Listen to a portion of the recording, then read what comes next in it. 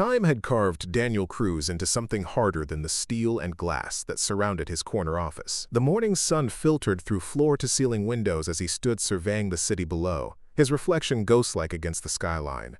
Sharp suit, sharper jaw, eyes that held the weight of careful distance. 6 years had passed since his world collapsed, and in those years, he had built an empire of routines and boundaries that no one could breach.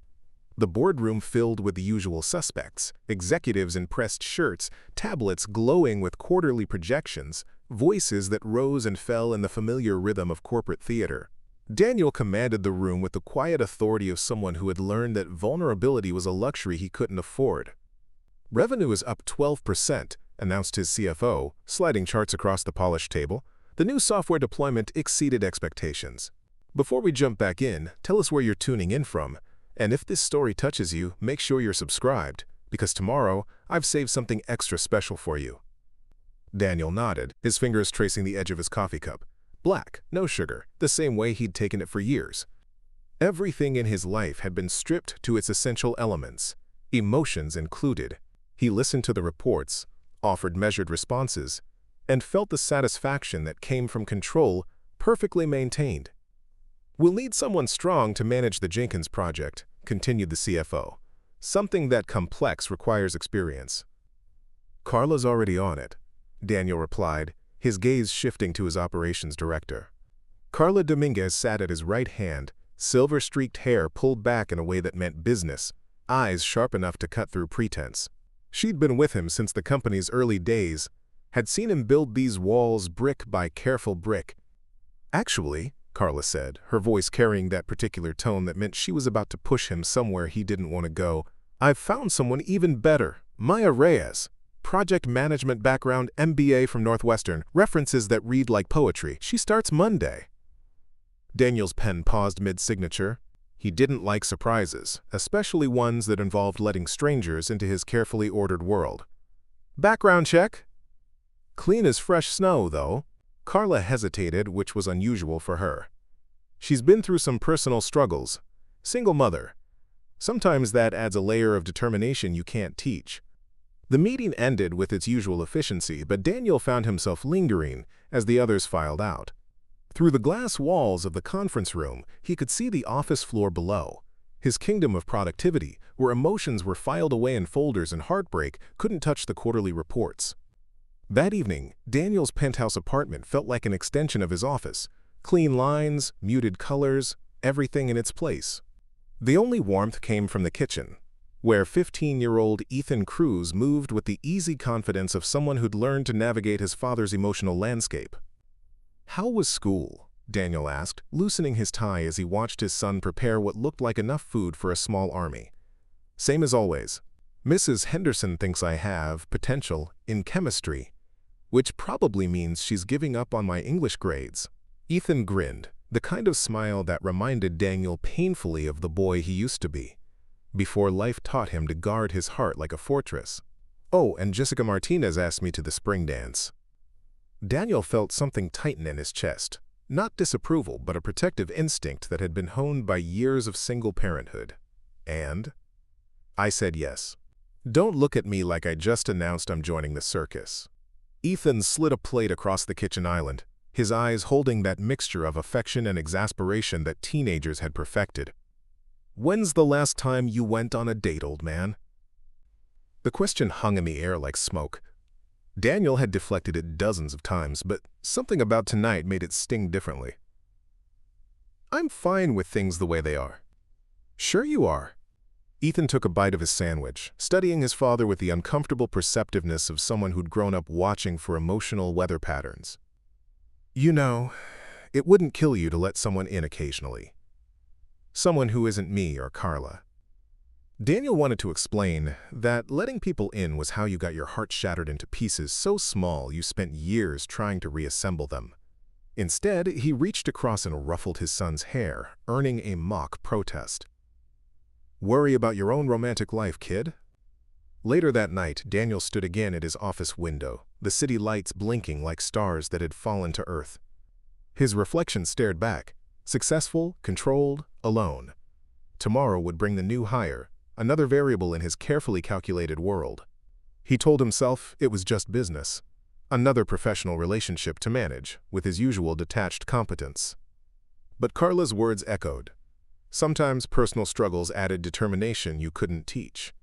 Daniel wondered what kind of struggles had shaped Maya Reyes, and why the thought of finding out made him feel something dangerously close to curiosity.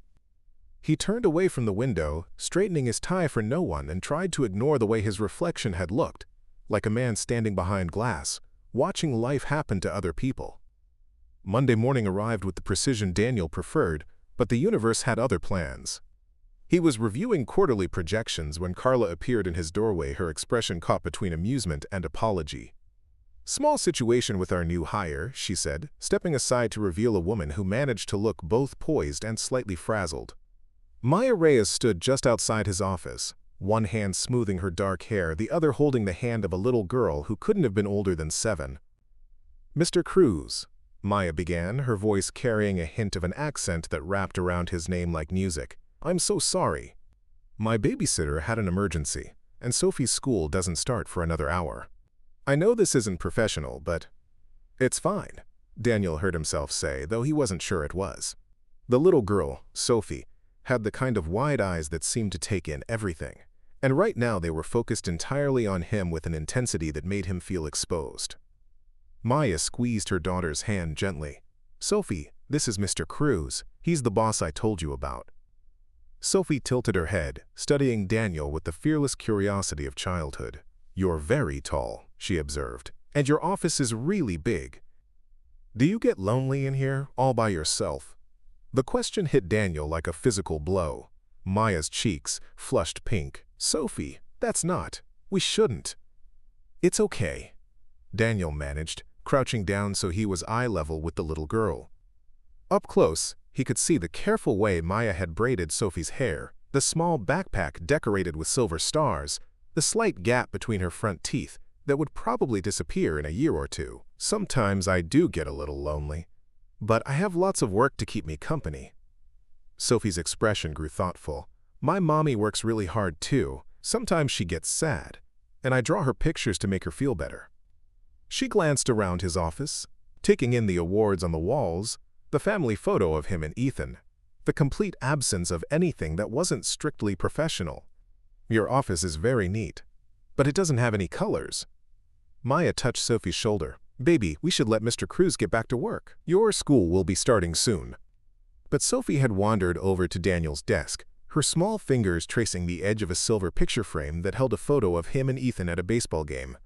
"Is this your little boy?" "My son Ethan. He's 15 now." "Where's his mommy?" The silence stretched like a held breath. Maya took a step forward, ready to intervene, but Daniel found himself answering. She doesn't live with us anymore." Sophie nodded solemnly, as if this made perfect sense. Then she looked up at him with those devastating eyes and asked, "Can you fix my broken heart too?" The words sliced through every defense Daniel had built over 6 years. His breath caught, his carefully maintained composure cracking like ice under pressure. Maya's face went pale, her hand flying to cover her mouth as if she could somehow pull the words back. "Sophie," Maya whispered, but her daughter was still looking at Daniel with that guileless hope that children carried like a superpower. Daniel felt the ground shift beneath his feet. He thought of Ethan at 7, asking similar questions in the aftermath of the divorce. He thought of his own heart, not broken but carefully locked away, and realized that this little girl had somehow seen straight through to it. Daniel started, then stopped. "What did you say to a child who asked you to heal what you'd spent years learning to live with?" "Hearts are complicated things to fix." "But you fix things at work," Sophie pointed out with flawless logic. "Mommy says you're really good at solving problems." Maya stepped forward, her face flushed with embarrassment and something that might have been pain. "Sophie, we really need to get you to school. Mr. Cruz has important work to do." As they left, Sophie waving goodbye from the elevator, Daniel stood in his office feeling as though something fundamental had shifted. The question echoed in the sudden silence. "Can you fix my broken heart too?" He looked around at his pristine workspace, at the absence of color Sophie had noticed, at the careful emptiness he'd cultivated. That evening, Ethan noticed his distraction immediately. Rough day? His son asked, stealing a French fry from Daniel's untouched plate. The new hire brought her daughter to the office this morning. Ethan's eyebrows rose. That sounds like a story.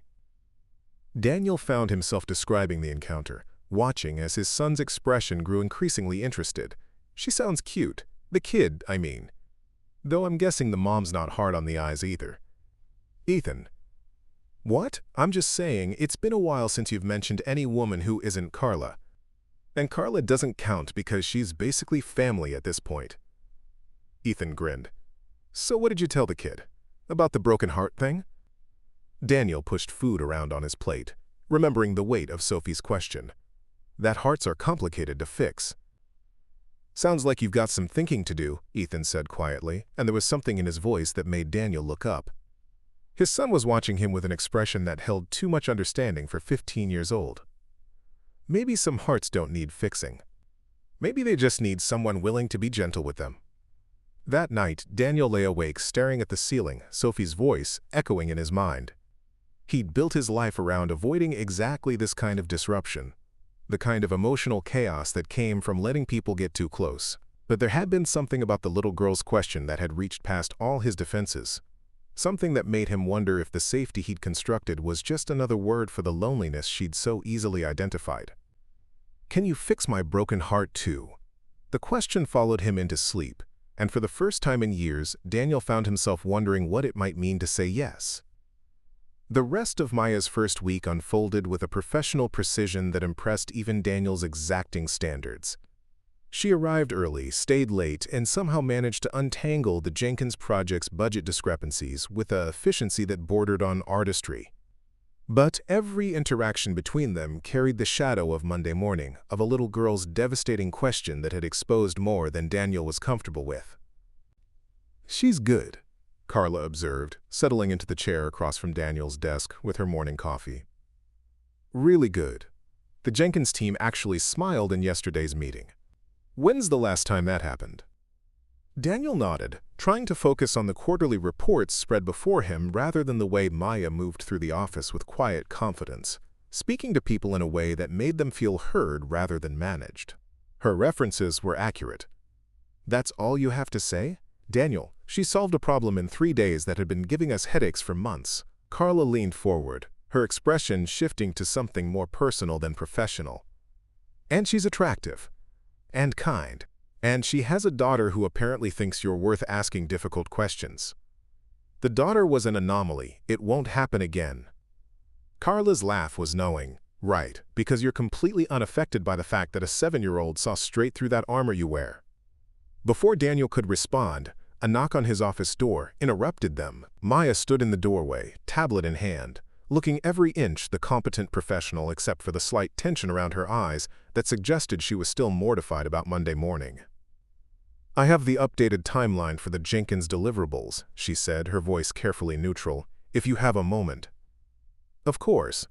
Daniel gestured to the chair Carla had vacated, noting the way Maya perched on its edge, as if ready to flee at the first sign of personal territory.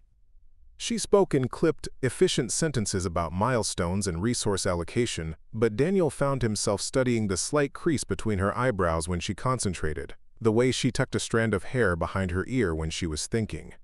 Professional interest, he told himself, nothing more. Impressive work, he said when she finished. You've managed to cut 2 weeks off the original timeline. A ghost of a smile touched her lips. I've learned that most delays come from people not talking to each other. Fix the communication, fix the timeline. And how do you fix communication? You listen, really listen, not just to what people say, but to what they don't say. Her eyes met his for a moment, and Daniel had the uncomfortable feeling she was seeing too much. Most problems aren't really about the work. They're about people feeling unheard. The observation hit closer to home than he liked. Speaking from experience? Maya's expression shuddered slightly. We all have experience with not being heard. She left before he could pursue the comment, but Daniel found himself thinking about it throughout the day. During lunch, he watched from his office window as Maya sat on a bench in the small park across the street, talking on her phone. Even from a distance, he could see the way she leaned forward, the animated gestures that suggested she was talking to someone who made her laugh. Sophie, probably. The thought came unbidden, along with an image of the little girl with her star-covered backpack and her devastating questions. That afternoon, Carla appeared again, this time carrying 2 cups of coffee and wearing an expression that meant she was about to say something he wouldn't want to hear. "You're staring," she said, setting 1 cup on his desk. "I'm observing a new employee's integration into the team. You're staring at Maya like she's a puzzle you can't solve, which, knowing you, probably makes her irresistible." Carla settled into her chair with the air of someone preparing for a long conversation. "When's the last time you were curious about someone?" Daniel wanted to deny it, but Carla had known him too long. Curiosity isn't the same as romantic interest. "No, but it's the first step." "And Daniel?" Her voice grew gentle. "You've spent 6 years keeping everyone at arm's length. Maybe it's time to consider that some people might be worth letting closer." That evening, Daniel found himself taking a different route home, one that happened to pass by the elementary school where Sophie probably attended. He told himself it was coincidence, but when he saw Maya walking hand in hand with her daughter toward a small apartment complex, he slowed his car to watch. Sophie was chattering animatedly, her backpack bouncing with each step, while Maya listened with the kind of focused attention that suggested these after-school conversations were sacred time. When Sophie suddenly broke away to chase a butterfly, Maya's laugh carried across the distance. Genuine, unguarded, nothing like the careful professionalism she wore at work. Daniel found himself smiling before he realized it. Then Maya looked up, their eyes meeting across the street, and her expression shifted to something between surprise and wariness. He raised his hand in a brief wave, then drove on, but the image stayed with him. Maya with her guard down, Sophie free and laughing, both of them existing in a world that had nothing to do with quarterly reports or professional boundaries. Later, as he helped Ethan with calculus homework, his son looked up from his textbook with 2 keen eyes. "You seem different lately," Ethan observed. Less like you're carrying the weight of the world." "Do I usually seem like I'm carrying the weight of the world?" "Dad, you've perfected the art of looking like Atlas, but today you almost smiled during dinner." "Without me having to tell a joke first?" Daniel set down his pen, studying his son's face.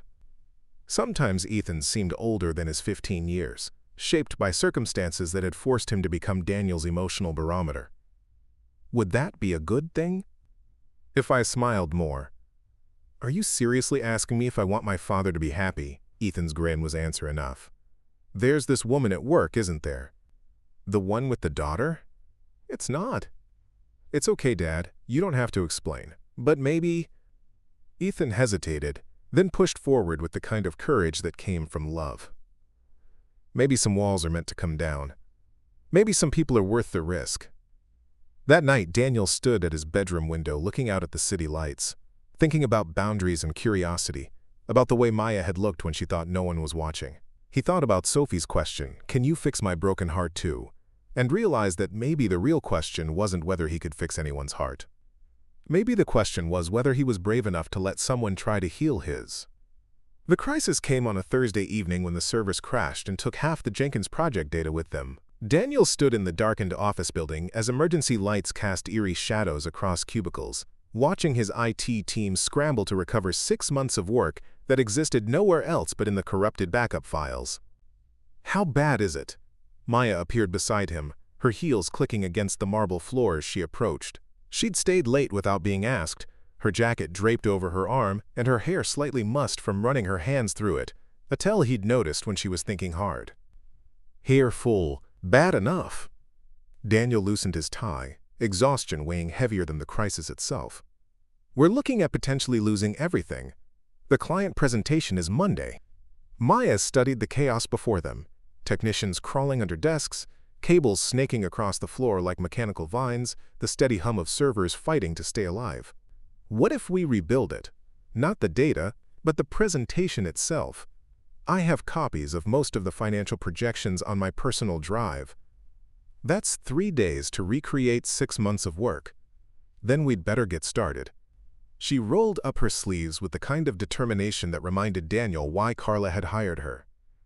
"I'll call my babysitter. Sophie can spend the night at my neighbor's."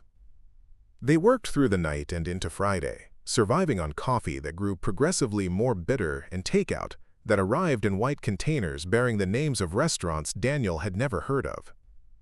Somewhere around 2 in the morning, Maya kicked off her heels and curled up in a chair with her laptop, her bare feet tucked beneath her as she reconstructed budget analyses from memory.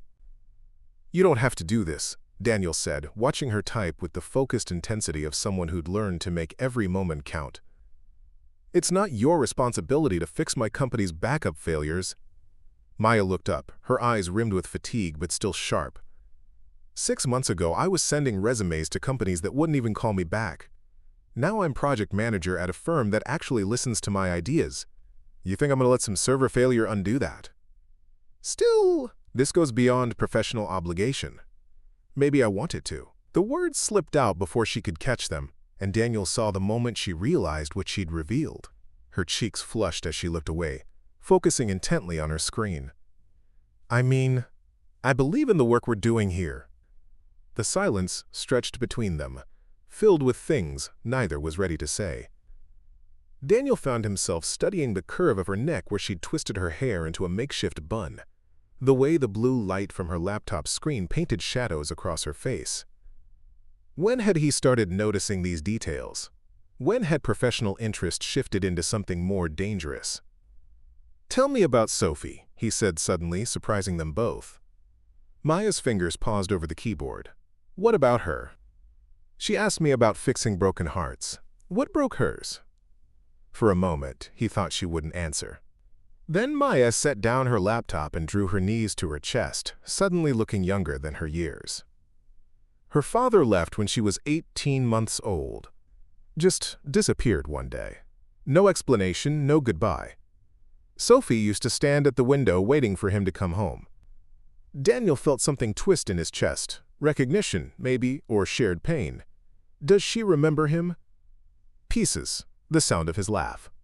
The way he used to sing to her before bed. She's been asking about him more lately, wondering why he left, if it was something she did wrong.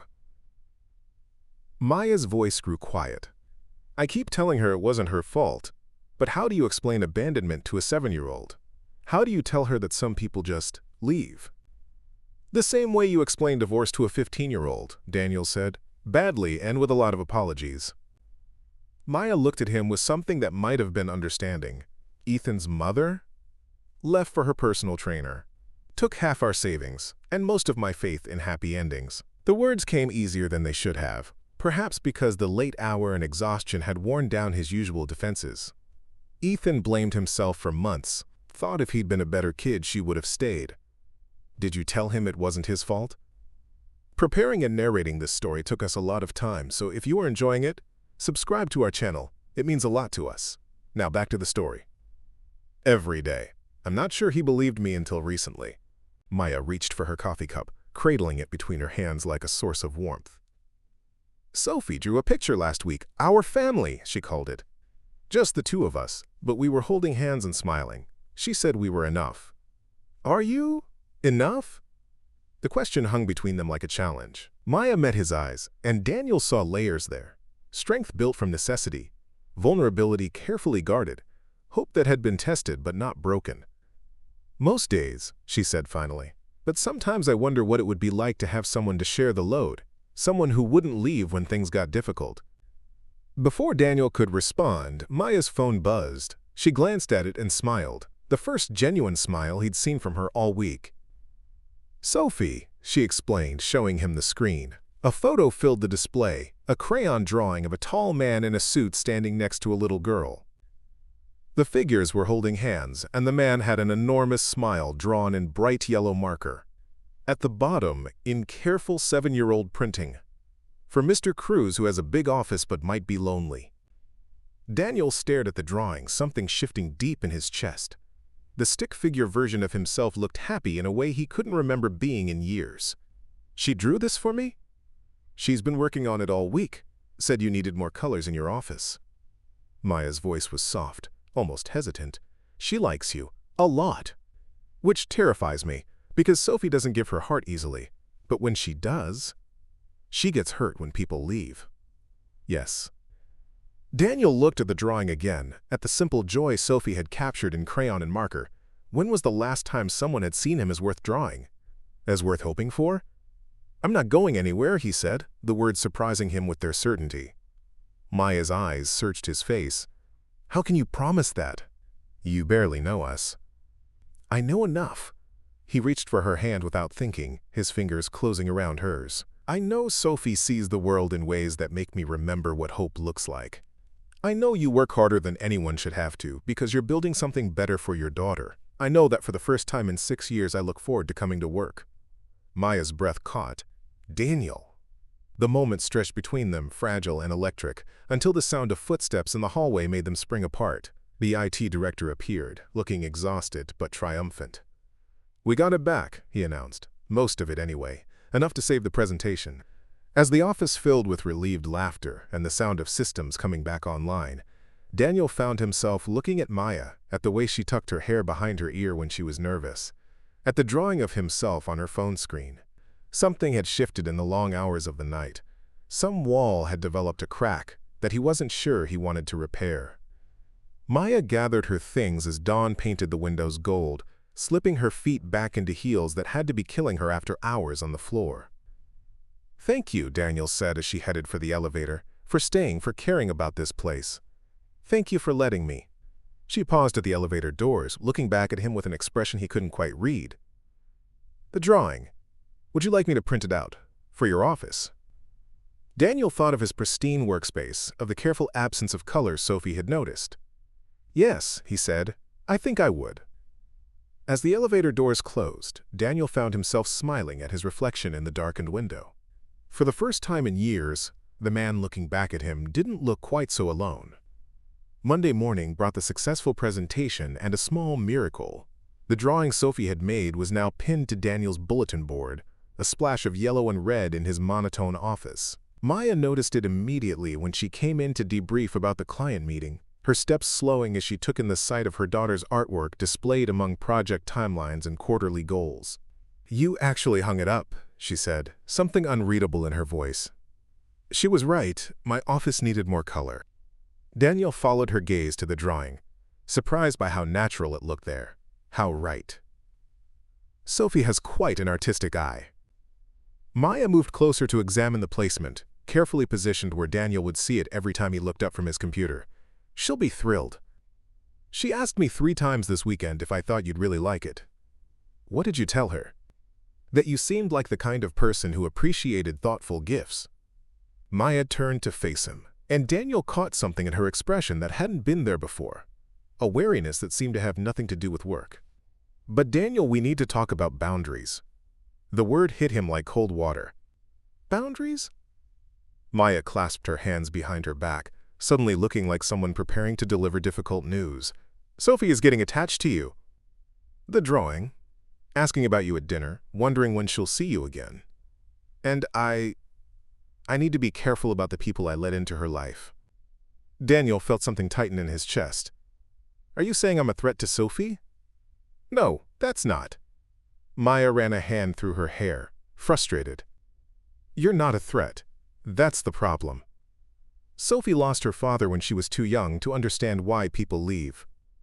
She's learned to protect herself by not getting too close to anyone except me, but with you."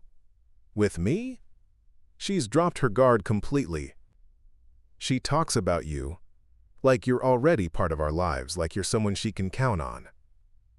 And that terrifies me, because what happens when the novelty wears off? What happens when you decide that a woman with a 7-year-old daughter is more complicated than you bargained for?" The accusation stung because it echoed his own fears. "You think I'm going to disappear? I think you're a man who spent years avoiding complications. I think you've built a life that doesn't include space for messy emotions or unexpected responsibilities. And I think Sophie is both of those things." Maya's voice grew quiet, vulnerable. She's been asking about her father again, wondering if he ever thinks about her, if he misses her. I can't let her go through that kind of rejection again." Daniel moved to his window, looking down at the park where he'd seen Maya and Sophie walking just days before. "So what are you asking me to do? Pretend Monday morning never happened? Act like Sophie's question didn't change anything? I'm asking you to be honest about what this is. If you're just being kind to an employee's daughter, that's fine. But if there's more, Maya joined him at the window, close enough that he could smell her perfume, something subtle and warm that made him think of home in ways he'd forgotten existed. Sophie's been through enough disappointment. I won't let anyone add to that list, no matter how good their intentions might be. Daniel turned to study her profile, the careful control in her posture that reminded him of his own defensive mechanisms. What about you? What have you been through? This isn't about me. Isn't it? You talk about protecting Sophie, but you're protecting yourself too. You're as scared as she is of letting someone get close. Maya's jaw tightened. I'm not scared. I'm practical. I'm a single mother with a daughter who needs stability, not someone else who might decide we're too much work. Like her father did. The words hung between them like an admission. Maya's composure cracked slightly, revealing the hurt she'd been carrying beneath her professional facade. Luis was charming, she said finally, magnetic. He swept into my life like a storm and made me believe in fairy tales again. Then Sophie came along, and suddenly, reality hit. Sleepless nights, crying babies, the responsibility of another human being depending on you completely. He lasted 6 months before he decided fatherhood wasn't what he'd signed up for. Daniel felt a familiar ache in his chest, the recognition of shared betrayal. How old were you? 24. Old enough to know better, young enough to believe in forever. Maya's laugh held no humor. He left while Sophie was napping, just packed his things and walked out. Left a note saying he wasn't ready to be a father, that he needed to find himself first. As if our daughter was something that could be returned to the store when the receipt expired. Did he ever try to contact you afterward? Christmas cards for the first 2 years, then nothing. Sophie has a father who exists only in photographs and half-remembered lullabies. Daniel thought of Ethan's mother, of the casual cruelty that came with abandoning people who loved you. I'm not Luis. No, Maya agreed. You're different, more controlled, more careful. But you're also someone who's spent years building walls to keep people out. And I'm someone who's learned that when people leave, they take pieces of you with them. I can't afford to lose any more pieces, Daniel. And I can't let Sophie lose any either. So where does that leave us? Maya was quiet for a long moment, studying the drawing on his bulletin board. I don't know. Professional colleagues? Cautious friends? People who care about each other but understand the risks? That sounds lonely. Lonely is safe. Lonely doesn't come home to find a note explaining why you weren't enough. Daniel wanted to argue, to point out that safety was just another word for the isolation he'd lived with for 6 years. Instead, he found himself asking the question that had been haunting him since their late night in the office. What if I don't want to be safe anymore? Maya's eyes widened slightly. What are you saying? I'm saying that for the first time in 6 years, I look forward to Monday mornings. I'm saying that Sophie's drawing makes me smile every time I see it. I'm saying that when you stayed to help rebuild the presentation, it felt like having a partner instead of just an employee. Daniel, I'm saying that maybe some risks are worth taking, even if they scare us, especially if they scare us. Maya stared at him, and Daniel could see the war playing out behind her eyes. Hope battling with self-preservation, desire fighting against hard-earned wisdom. I need time, she said finally, to think, to figure out what this means for Sophie. Take all the time you need. But Maya? He waited until she met his eyes. I meant what I said the other night. I'm not going anywhere. Not unless you tell me to. As she left his office, Daniel remained at the window, thinking about boundaries and risks, about the difference between safety and isolation.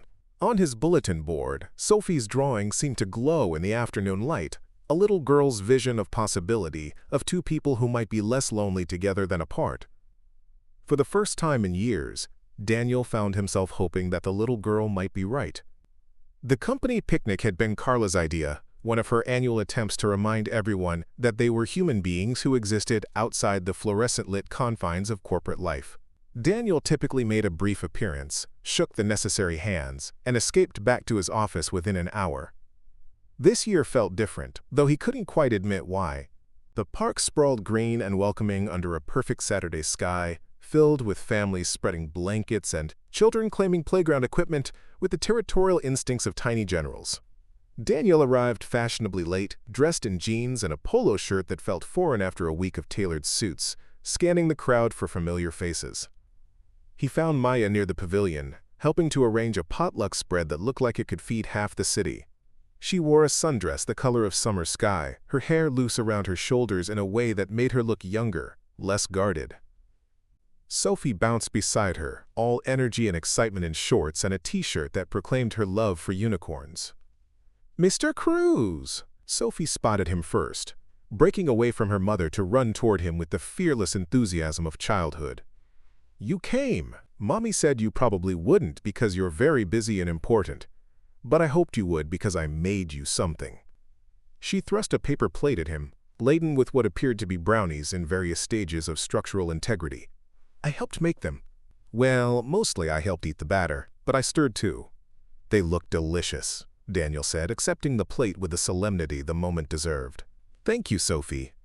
Maya approached more cautiously, her expression caught between pleasure and apprehension.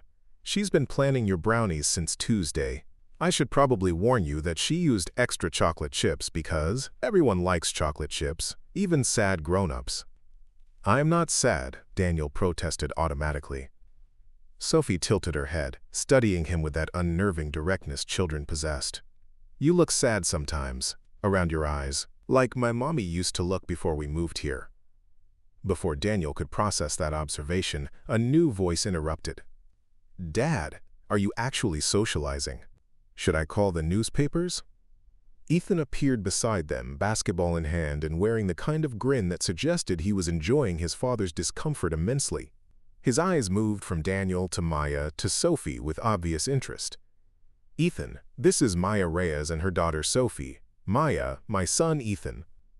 "The project manager," Ethan said, extending his hand to Maya with a politeness that made Daniel proud. "Dad's mentioned you, several times actually." Maya's eyebrows rose as she shook Ethan's hand. "Has he?" "Oh yes. Your organizational skills, your innovative solutions, your—" Ethan paused dramatically. "Remarkable ability to see potential in complicated situations." Daniel felt heat rise in his cheeks. "Ethan." But Sophie had latched onto something more interesting than adult embarrassment. "You're 15, she announced to Ethan. "Mommy told me. Do you like games? I brought my sidewalk chalk, and I know 17 different hopscotch variations." 17? Ethan's grin was genuine now. "That sounds like a challenge." Within minutes, Sophie had dragged Ethan toward the pavilion's concrete walkway, chattering about international hopscotch rules and the proper technique for drawing squares. Daniel watched them go, surprised by the ease of their interaction. "He's good with her," Maya observed. "Sophie's easy to be good with. She sees the best in people. Most children do, until life teaches them otherwise." Maya's voice carried a note of sadness that made Daniel want to ask about the sadness Sophie had noticed around her eyes. They settled into lawn chairs near the hopscotch tournament, watching as Ethan patiently learned rules that Sophie seemed to be inventing on the spot. Other employees drifted over, some curious about Maya, others surprised to see Daniel at a social function, all of them noting the easy domesticity of the scene. "Daniel Cruz, actually relaxing," commented Jennifer from accounting. "I should take pictures for the company newsletter." "Having a family day?" asked Tom from IT, his gaze moving meaningfully between Daniel and Maya.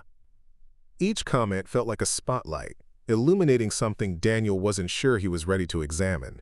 He noticed Maya growing quieter as the attention increased, her shoulders tensing in a way that suggested she was cataloging every glance, every whispered conversation. Carla appeared with perfect timing, settling into the chair beside Daniel with a knowing smile. "Beautiful day, isn't it?" "Perfect for getting some fresh air, remembering what life looks like outside the office." "Subtle as always, Carla. Subtlety is overrated. Besides, someone needs to make sure you don't spend the entire picnic hiding behind work conversations." She gestured toward Ethan and Sophie, who had now recruited several other children into their increasingly complex hopscotch game. "When's the last time you saw Ethan laugh like that?" Daniel had to admit it had been a while. His son's laughter carried across the park, genuine and unguarded in a way that reminded Daniel of the boy Ethan had been before divorce and responsibility had aged him beyond his years. "Sophie's good for him," Maya said quietly. It's nice to see him just being a kid. It's nice to see you just being a person, Carla replied with characteristic directness, instead of Maya, the perfect employee who never lets anyone see beyond the professional facade. Maya flushed. I don't. Of course you do. You both do. It's like watching two people drowning in propriety when they could just swim to shore together. Before Maya could respond, Sophie came racing back, breathless with excitement. Mr. Cruz, you have to see what Ethan taught me. He knows how to make a basket from anywhere. She tugged Daniel toward the basketball court, where Ethan was indeed demonstrating impressive accuracy from increasingly ridiculous angles. What followed was an impromptu lesson in basketball fundamentals, with Sophie as the enthusiastic student and Daniel finding himself actually enjoying the role of assistant coach. Like this? Sophie asked, attempting to dribble a ball nearly half her size. Close, let me show you. Daniel knelt beside her, guiding her small hands into the proper position.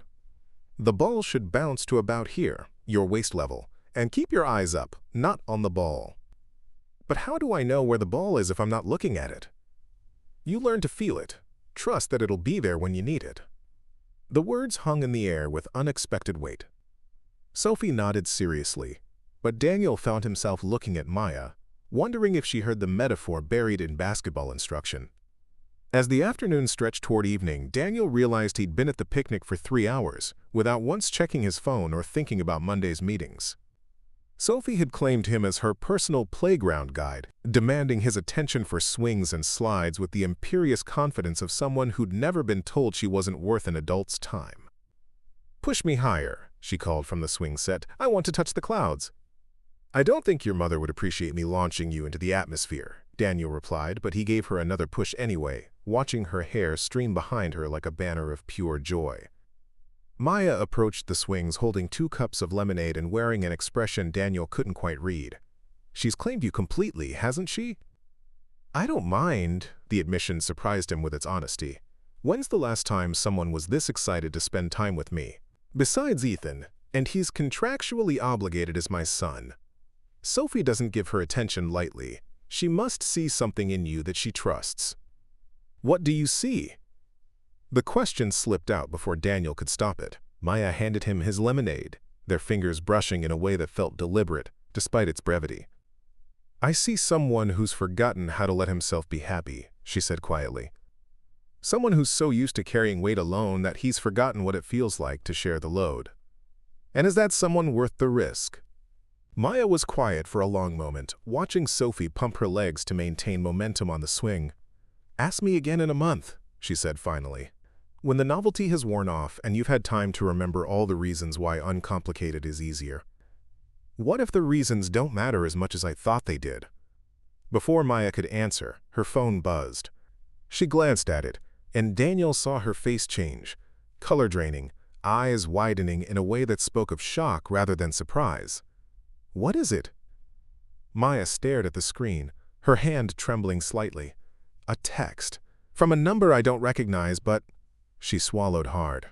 It's signed, Luis. The name hit Daniel like a physical blow. Sophie's father, the man who'd walked away from his family and left nothing but absence in his wake. Daniel looked at Sophie, still swinging obliviously toward clouds she'd never reach, and felt something protective and fierce unfurl in his chest. What does he want? I don't know. I can't. Maya's voice shook. I need to get Sophie home. I need to think about this. As they gathered their things and said their goodbyes, Daniel watched Maya retreat behind walls he'd thought were beginning to come down. The easy warmth of the afternoon evaporated, replaced by a tension that reminded him why they'd both learned to guard their hearts so carefully. Some ghosts, it seemed, had perfect timing. The text message haunted Maya through the weekend, like a ghost she'd thought was finally buried, its words seared into her memory with the precision of a brand. Maya, it's Luis. I know it's been a long time, but I've been thinking about Sophie, about us. Can we talk? I'm different now. Different. The word felt like a lie wrapped in hope. The kind of promise Luis had always excelled at making and failing to keep. Maya stared at her phone from the safety of her kitchen, while Sophie colored at the table, humming tunelessly as she worked on yet another drawing. This one featuring what looked suspiciously like Daniel pushing her on a swing, both figures wearing enormous smiles drawn in brilliant yellow crayon. "Mommy, why do you look scared?" Sophie asked without looking up from her artwork, her small fingers carefully selecting a green crayon for what appeared to be grass beneath the swing set. Maya forced a smile, tucking her phone into her pocket like it might bite her if left unattended. "I'm not scared, baby, just thinking about work." "Is Mr. Cruz in trouble? Because you get the same face when his projects are hard, the one where your forehead gets all wrinkly and you chew your lip." Sophie glanced up with the devastating accuracy that came with being 7 and deeply observant. "You've been making that face a lot since the picnic." The observation hit too close to home. Maya had been thinking about Daniel constantly since Luis's message arrived like a bomb in her perfectly ordered world. About the way he'd looked at the picnic when Sophie had claimed him so completely, about the careful warmth in his eyes when he'd promised he wasn't going anywhere, about the distance she'd been putting between them ever since Saturday afternoon. "Sometimes grown-ups have complicated thoughts," Maya said, settling into the chair beside her daughter, "but that doesn't mean anything's wrong." Sophie considered this with the gravity of someone far older than her years. "Are you thinking about my daddy, the one in the pictures?" Maya's heart clenched. They'd had this conversation before, but never when Luis's presence felt so immediate, so threatening to the life they'd built together. "Why do you ask?" "Because yesterday you looked at his picture for a really long time, the one from when I was little." Sophie set down her crayon, her expression growing serious. "Do you miss him?" The question was innocent enough, but it carved straight through to the heart of Maya's confusion. Did she miss Luis? Or did she miss the idea of him, the fantasy of a complete family that had never really existed? "I miss the person I thought he was," Maya said carefully. "But people sometimes show us who they want us to see, not who they really are." "Like wearing a costume?" "Exactly like wearing a costume." Sophie nodded solemnly, then returned to her drawing with the resilience that children possessed in abundance. But Maya could see the questions forming behind her daughter's eyes. The same questions that had plagued Sophie for years whenever the absence of a father became too obvious to ignore. Monday morning brought no relief. Maya threw herself into work with the kind of desperate focus that came from avoiding thoughts too dangerous to examine. She arrived an hour early, left an hour late, and spoke to Daniel only when absolutely necessary for project coordination. The warmth from the picnic felt like something that had happened to someone else, in another lifetime where possibility didn't come wrapped in the thread of heartbreak. Daniel noticed, of course. He had the kind of observational skills that came from years of reading people's motivations in boardrooms and negotiations, and Maya's sudden retreat was as obvious as a neon sign flashing warnings he couldn't quite interpret. She caught him watching her during meetings, his expression caught between concern and confusion, the easy camaraderie they'd developed over weeks of collaboration replaced by a professional distance that felt forced and unnatural. "Everything all right?" Carla asked during lunch, settling into the chair across from Maya in the break room with the determination of someone who wouldn't be easily dismissed. "You've been wound tighter than a spring all week. Even the interns are starting to notice." Just focused on the Henderson proposal. Maya didn't look up from her salad, hoping Carla would take the hint and redirect her maternal instincts elsewhere. "Right. And I'm focused on winning the lottery and retiring to Tuscany." Carla leaned forward, her voice dropping to something more personal than professional. "Maya, whatever's eating at you, bottling it up isn't going to make it go away. Trust me, I've watched Daniel try that approach for 6 years, and all it's done is turn him into an emotional fortress that even his own son struggles to breach sometimes."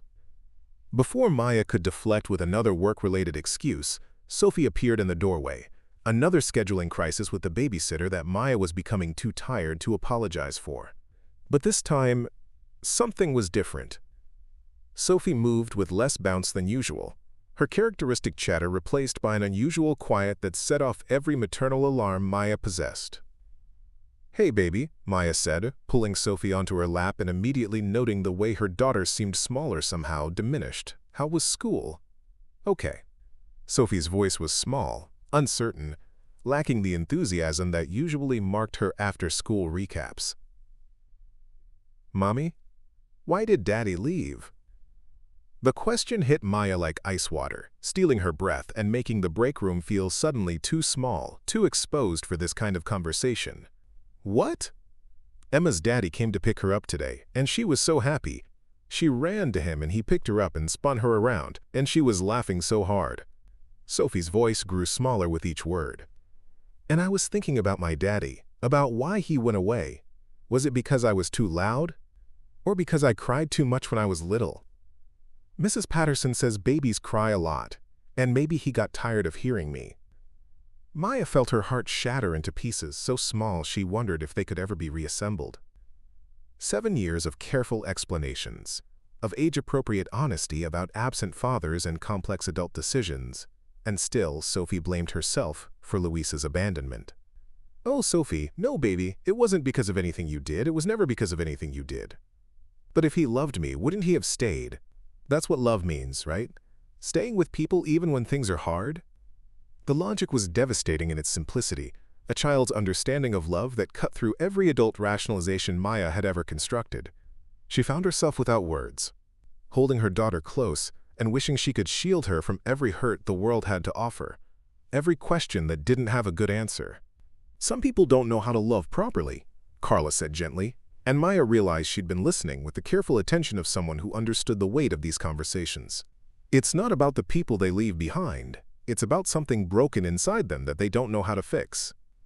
Sophie considered this gravely, her small face scrunched in concentration, like a car with a flat tire, and they don't know how to change it? Exactly like that. And sometimes, instead of learning how to change the tire or asking for help, they just drive away and leave the car behind. "That's silly," Sophie said with the practical wisdom of childhood. "Cars are important. You don't just leave them." "People are more important than cars," Maya added softly. "Families are the most important things in the world, but some people take a long time to learn that." That evening, Maya sat on her couch staring at Luis's message while Sophie slept, her daughter's questions echoing in the silence of their small apartment. Was it because I was too loud? The innocence of it, the way children blamed themselves for adult failures, made Maya's chest ache with protective fury and a determination that bordered on fierce. Her phone rang, Daniel's name appearing on the screen like a lifeline she wasn't sure she deserved to grab. For a moment, Maya considered letting it go to voicemail, preserving the distance she'd been carefully constructing. But something about the day, about Sophie's questions and her own emotional exhaustion, made her answer. "Hey." His voice was warm, concerned, carrying the kind of genuine care that still surprised her with its steadiness. "Carla mentioned Sophie had a rough day. Are you both okay?" The kindness in his voice nearly undid her careful composure. "She's asking about her father again, about why he left, whether it was her fault." Silence stretched between them, filled with understanding that came from shared experience with childhood wounds and parental abandonment. When Daniel spoke again, his voice carried the weight of someone who'd navigated similar conversations with his own son. "What did you tell her?" "The truth. That sometimes people leave. And it's not about the people they abandon. That love means staying, even when things get difficult." Maya's voice cracked slightly, betraying the emotion she'd been holding at bay all day. "Daniel, there's something I need to tell you. Luis contacted me. He wants to talk about Sophie." She heard Daniel's sharp intake of breath, the sound of someone processing unexpected news that carried the potential to change everything. "When?" "Saturday, after the picnic.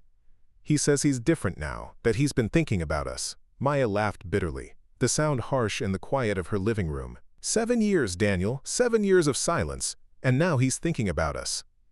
What are you going to do?" "I don't know.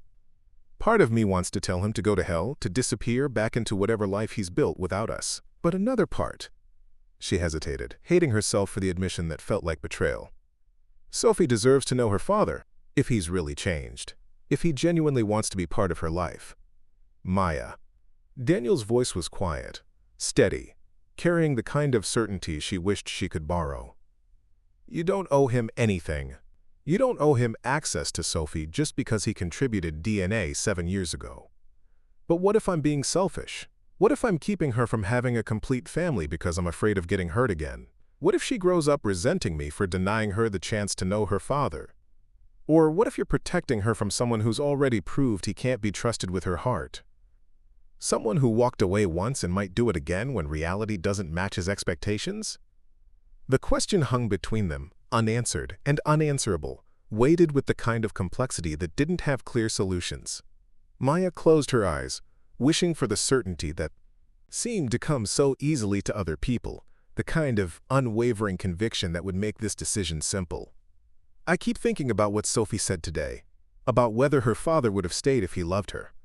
And I realized I've been asking myself the same question about you. Tuesday arrived with the kind of autumn bite that promised winter was coming whether anyone was ready or not. The air sharp with the scent of dying leaves and the promise of change that felt both inevitable and unwelcome. Maya had spent 2 sleepless nights wrestling with Luis's message, alternating between fury that burned bright and hot and a treacherous hope that maybe, somehow, he really had changed. She drafted a dozen responses over the course of those restless hours, each one deleted before she could send it. Finally, exhausted by her own indecision, she'd settled on something neutral, carefully worded to give nothing away. We can talk. When and where? His response came within minutes, as if he'd been waiting by his phone. Tonight, your place? I'd like to see where Sophie lives, how you've built your life together. The presumption of it, that he had any right to her space, to Sophie's sanctuary, to the life they'd constructed in his absence, made Maya's hands shake with anger that surprised her with its intensity. But she agreed, because some conversations couldn't be avoided forever, and because Sophie deserved to know she'd tried to give her father every possible chance to prove he'd changed. She arranged for Sophie to have dinner at their neighbor Mrs. Chen's apartment, spinning it as a special playdate that Sophie accepted with the easy enthusiasm of childhood, chattering about the promised dumplings and Chinese cartoons as Maya walked her down the hall. "Will you come get me when it's bedtime?" Sophie asked, tugging on Maya's hand with the casual confidence of someone who'd never doubted her mother's return. "Of course, baby. I'll be right down the hall if you need me." At 7 o'clock sharp, Maya stood at her window watching for a figure she hadn't seen in 7 years, her reflection ghost-like against the glass as she tried to prepare herself for a confrontation she'd been dreading since Saturday afternoon. Luis hadn't changed much.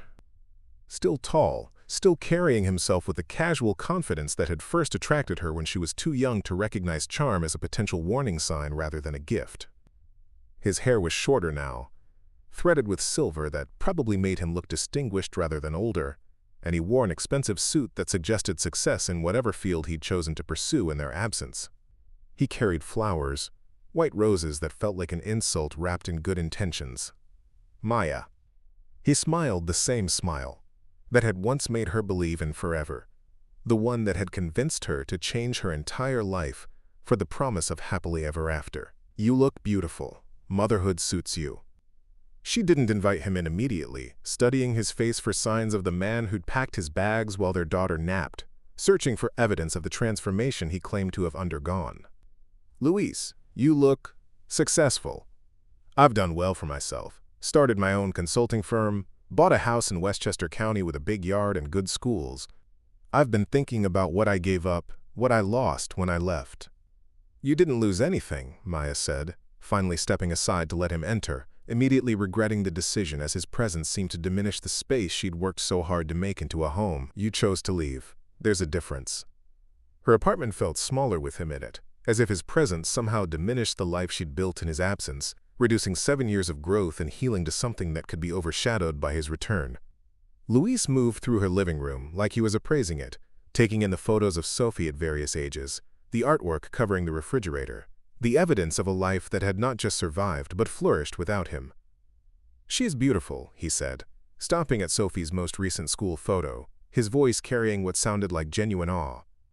"She has your eyes, but I can see myself in her smile. She has your stubborn streak and your tendency to ask uncomfortable questions at inappropriate times." Luis turned, hope lighting his face in a way that made Maya's stomach clench with dread and unwanted sympathy. "Does she ask about me? Does she wonder about her father?" "Sometimes. Less than she used to." Maya settled into the chair farthest from the couch, creating physical distance that felt necessary for survival. "What do you want, Luis? Really?" "I want to know my daughter. I want to be part of her life, part of your life again." "I know I screwed up, Maya, and I know words don't erase 7 years of absence. But I was young, scared, not ready for the responsibility. I thought I was doing you both a favor by leaving, letting you find someone who could give you what you deserved. 7 years later, you're ready. How convenient." "I know you're angry." "Angry?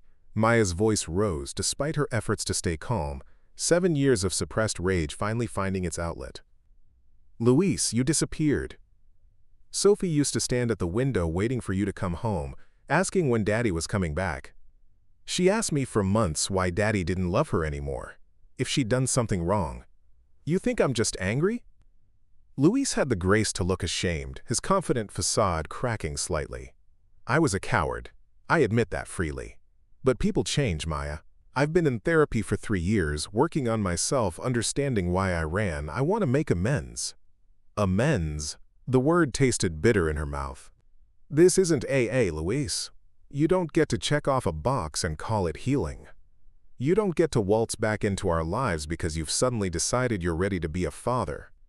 Then what do you want from me? I'm here, I'm trying. I want to meet Sophie, to start building a relationship with her. I want to prove that I'm not the same man who walked away." Before Maya could respond, a knock at the door interrupted them. Her heart sank as she recognized the rhythm. The same confident knock Daniel had used when he'd brought Sophie's forgotten sweater from the office last week, when he'd stopped by to check on them after Sophie's difficult day at school. She opened the door to find Daniel holding a manila folder, his expression shifting from professional concern to something harder as he took in her face, reading the stress and emotional exhaustion written there in lines that hadn't existed that morning. "I'm sorry, I should have called first. I have the Henderson contracts you needed to review tonight, and I thought." His gaze moved past her to Luis, and Maya watched his posture change, shoulders squaring in a way that suggested protective instincts kicking into high gear. "Daniel, this is Luis, Sophie's father. Luis, this is Daniel Cruz, my boss." The two men studied each other with the instant assessment of rivals, the air between them crackling with tension that had nothing to do with business relationships, and everything to do with competing claims on something precious. Luis stood, extending his hand with practiced charm that felt calculated and false. "Daniel, Maya's mentioned you, several times actually." "Has she?" Daniel's voice was carefully neutral, but Maya caught the tension underneath. The barely controlled emotion that suggested he was fighting the urge to say exactly what he thought of men who abandoned their families. "I wasn't aware Sophie's father was in the picture." "I'm working to change that," Luis replied smoothly, his tone carrying the confidence of someone who'd never doubted his ability to charm his way back into any situation. "I've been away too long. Time to step up and be the father Sophie deserves." Maya saw something flicker in Daniel's eyes. Anger, maybe, or recognition of Luis's casual claim to a role he'd abandoned when it became inconvenient. She deserves consistency, reliability, someone who won't disappear when things get difficult. The words hung in the air like a challenge thrown down between them. Luis's practiced smile faltered slightly, replaced by something sharper. "You seem to know a lot about my family situation for someone who's supposedly just Maya's boss." "I know Sophie. I know what it looks like when someone treats her like she matters, like she's worth showing up for every day. And you think I don't?" "She's my daughter. Being a father takes more than DNA." Daniel's voice was quiet, but Maya heard steel underneath, the kind of controlled fury that came from someone who'd learned to protect what mattered to him. "It takes showing up. Every day, even when it's hard, even when it's inconvenient, even when you'd rather be somewhere else." Luis straightened, his charm giving way to something harder, more defensive. "Are you implying that you're more of a father to my daughter than I am?" "I'm not implying anything. I'm stating facts." Maya stepped between them, feeling the situation spiraling beyond her control, the careful neutrality she'd tried to maintain crumbling under the weight of too much history and too many competing emotions. "Both of you, stop. This isn't about either of you. This is about Sophie." "Exactly," Luis said, his gaze moving between Maya and Daniel with dawning understanding, reading the situation with the skill of someone who'd always been good at finding other people's weaknesses and exploiting them. "This is about my daughter, who apparently has a replacement father figure I wasn't consulted about." "Nobody replaced you," Maya snapped, her carefully controlled composure finally cracking. "You were never there to replace." Daniel moved toward the door, recognizing that his presence was making things worse. But not before Luis caught the protective way he looked at Maya, the familiarity in his posture that spoke of more than professional concern, the careful way he avoided touching her even as every line of his body suggested he wanted to offer comfort. "I see," Luis said quietly, his voice carrying a note of satisfaction that made Maya's blood run cold. "Well, this is illuminating. Maya, we'll continue this conversation tomorrow, when we have more privacy to discuss what's best for Sophie. As the door closed behind Daniel, Maya felt the walls of her carefully constructed world shifting in ways she couldn't control, tilting toward a future she hadn't anticipated and wasn't sure she wanted. Luis watched her with calculating eyes, reading the situation with the practiced skill of someone who'd always been excellent at finding leverage in other people's emotions. "So," he said, settling back onto her couch with renewed confidence in something that looked dangerously like triumph, "tell me about Daniel Cruz.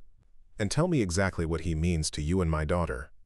The knock came at 10:30, long after Luis had left, with promises to call tomorrow and barely veiled threats, wrapped in reasonable words about custody and father's rights, and what family court judges thought about stable two-parent homes versus single mothers with questionable judgment in romantic partners.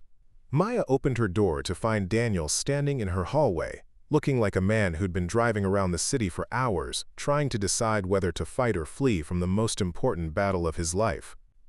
"We need to talk," he said simply, his voice carrying the weight of decisions that couldn't be postponed any longer. Maya stepped aside, grateful that Sophie was safely asleep and couldn't witness whatever conversation was about to unfold between the two people who mattered most in her carefully reconstructed world. Daniel moved into her living room with the careful steps of someone walking through a minefield, taking in the space that still felt disrupted by Luis's presence, contaminated by threats and promises that felt equally dangerous.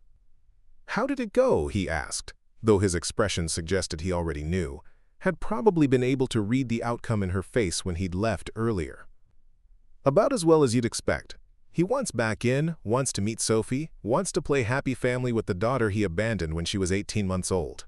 Maya sank into her chair, exhaustion weighing heavier than anger now, the fight drained out of her by hours of verbal sparring with a man who'd mastered the art of making his selfishness sound like sacrifice. "He also wants to know what you mean to us." Daniel's jaw tightened, the muscle jumping in a way that suggested he was fighting the urge to say exactly what he thought of Luis's presumption. "What did you tell him?" "Nothing, because I don't know what you mean to us." Maya looked up at him. This man who'd somehow become essential to her daily happiness without her permission, who'd infiltrated their lives with quiet kindness and steady presence, until the thought of losing him felt like losing a limb. "Do you?" Daniel was quiet for a long moment, studying the photographs on her wall, Sophie at various ages, smiling and growing and becoming the remarkable little person who'd asked him about fixing broken hearts with the devastating honesty that only children possessed. When he finally spoke, his voice carried the weight of admission that felt like stepping off a cliff. "I know that Sophie drew me into her family before I realized what was happening, before I had time to build the usual defenses. I know that when I think about the future now, it automatically includes both of you. I know that the idea of Luis disrupting what we've built makes me want to fight for something I'm not sure I have the right to claim." "What if you do? Have the right, I mean." "Maya." Daniel sat on the edge of her couch, close enough to touch but maintaining the careful distance they'd both perfected over weeks of dancing around emotions too dangerous to name. "I need to tell you something. About tonight. About seeing him here in your apartment. I know, it was awkward having you walk in on that conversation. The timing couldn't have been worse. No, you don't understand. When I saw him in your apartment, when I realized who he was and what he represented." Daniel ran his hands through his hair, his carefully maintained composure cracking like ice under pressure. "I wanted to throw him out. Not because I have any legal claim on you or Sophie, but because I know what it looks like when someone treats you both like you're disposable.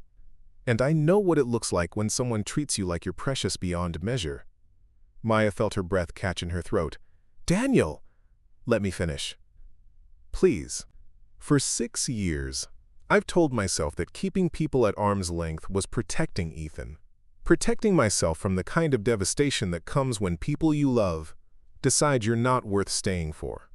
But watching Luis waltz back into your life like he has any right to disrupt what you've built, what we've started building together, it made me realize that some things are worth fighting for, even if fighting means risking everything I've spent years trying to protect. "What are you saying?"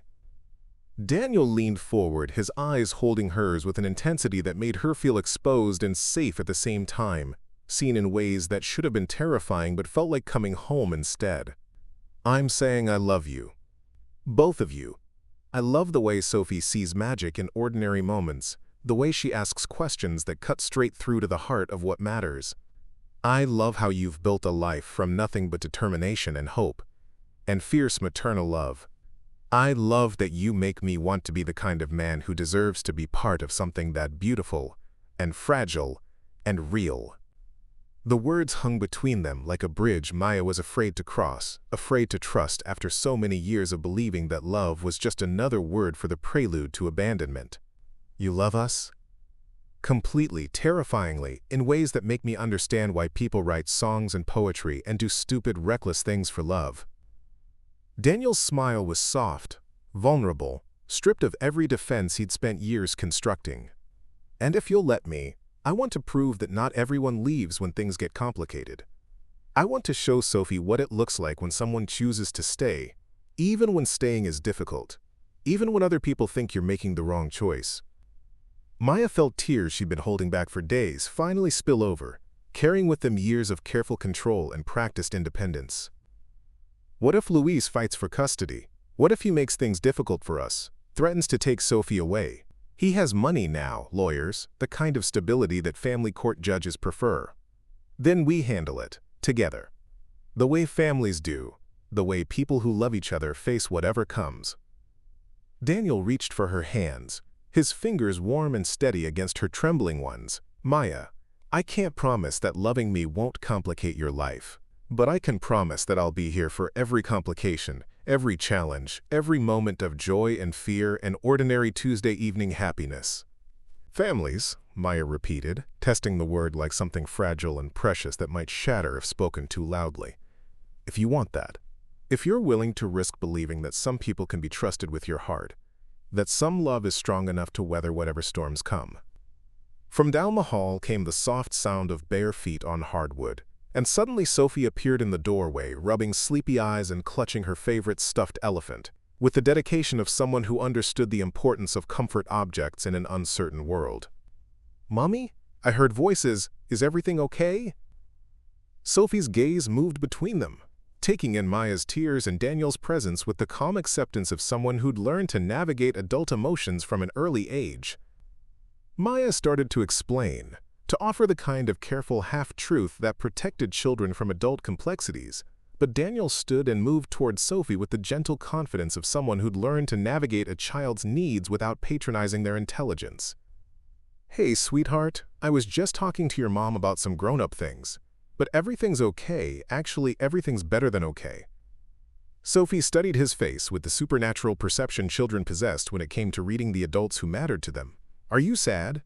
You looked like you might be sad when I came out here." "Not sad anymore," Daniel said, crouching down to her level with the patience of someone who understood that children's questions deserved thoughtful answers. "Actually, I wanted to ask you something important. Something I should have asked a long time ago." "What?" Daniel glanced at Maya, who nodded through her tears, giving him permission to reshape their world with words that couldn't be taken back. "How would you feel if I wanted to spend more time with you and your mom? Not just at work or at picnics, but here, at home, like a real family." Sophie's face lit up with a joy so pure and uncomplicated it took Maya's breath away, reminding her of what hope looked like when it hadn't been tempered by disappointment and loss. "Really? You want to be in our family, like forever and ever?" "More than anything in the world. If that's what you want too." Sophie launched herself into Daniel's arms with the complete trust of someone who'd never learned to doubt love when it was offered freely, without conditions or expiration dates. Yes, I want that. Can we have pancakes together on Sundays? And can you help me with my homework? And will you read me stories before bed?" "We can do whatever you want," Daniel promised, holding Sophie close while his eyes found Maya's over her daughter's head, sharing a moment of perfect understanding about the magnitude of what they were choosing. Later, after Sophie had been convinced to return to bed with promises that Daniel would still be there in the morning, and every morning after that, Maya and Daniel sat together on her couch, the space between them finally bridged by honesty and hope and the kind of love that felt strong enough to build a future on. "Are you sure about this?" Maya asked, her head resting against his shoulder as if it belonged there. "It won't be easy.